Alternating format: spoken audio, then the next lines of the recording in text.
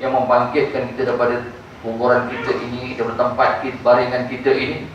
Tiba-tiba saya tercegat bangkit di atas bumi mahsyar. Waktu itulah golongan beriman berkata, hadza ma wa'adar rahman. Inilah dia janji Allah yang Allah janjikan dulu. Wasadaqal mursalun. Benarlah segala apa yang diucapkan, yang diingatkan oleh semua rasul-rasul yang diutuskan oleh Allah Subhanahu wa taala.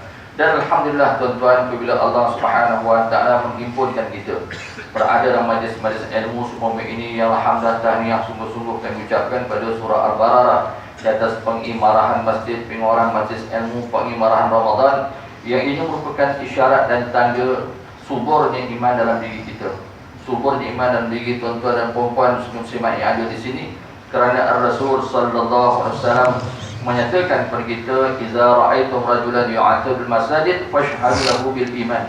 Apabila kamu tengok individu yang sering pergi ke masjid, berulang-ulang ke masjid, saksikanlah mereka itu orang beriman kepada Allah Subhanahu wa taala. Dan apatah lagi bila kita duduk dalam majlis ilmu yang subur juga di sini, diingatkan oleh Ar-Rasul, "May yurid bi khairan yufaqihu fid din."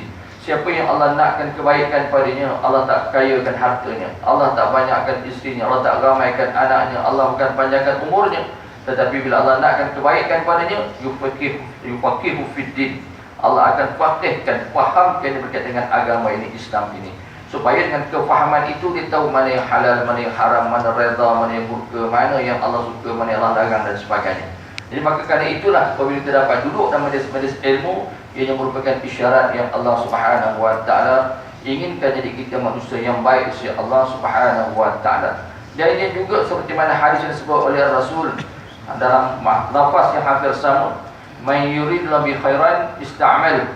Siapa yang Allah Subhanahu wa taala nakkan kebaikan padanya, Allah pergunakan dia. Maka ada sahabat kata Rasulullah, "Kaifa yasta'malullah?" Bagaimana Allah menggunakannya ya Rasulullah? Maka kata Rasul, "Yasta'malul khair." Allah gunakan dia untuk segala kebaikan. Maknanya di hujung-hujung usianya itu, kehidupannya, masanya, tenaganya, wang ringgitnya, segala apa yang ada pada dia, semuanya untuk perkara yang baik saja. Itu tanda Allah Subhanahu wa taala inginkan kebaikan pada dirinya itu.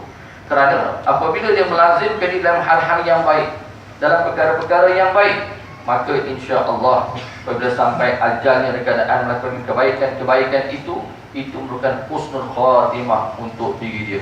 Kerana hadis yang diingatkan oleh Ar-Rasul, "Innamal a'malu khawatimu." Hanya senya amalan yang benar-benar membantu, benar menolong, menentukan untuk nasib seorang itu di akhirat adalah amalan di hujung usianya. Bagaimana hal keadaan di hujung usia itu? Kekal dengan iman dan Islam, amal yang saleh, atau bagaimana keadaan dia?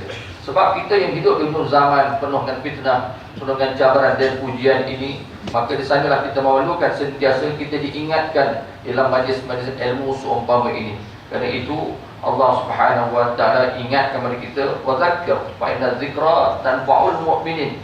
Berikan tazkirah, berikan peringatan, kerana dia sentiasa memberikan manfaat untuk mereka yang beriman kepada Allah Subhanahu wa taala. Alhamdulillah kita lahir dengan benih iman, ada benih Islam dalam hati kita. Akan tetapi biji benih yang kecil ini umpama macam biji jagung ke, atau biji lada ke, ataupun biji benih rambutan dan sebagainya, yang ada ini jika kita biarkan sahaja begitu, ikut nasib, mungkin dia boleh tumbuh pokok, ataupun dia gersang kering, ataupun dimakan oleh binatang, habis begitu sahaja.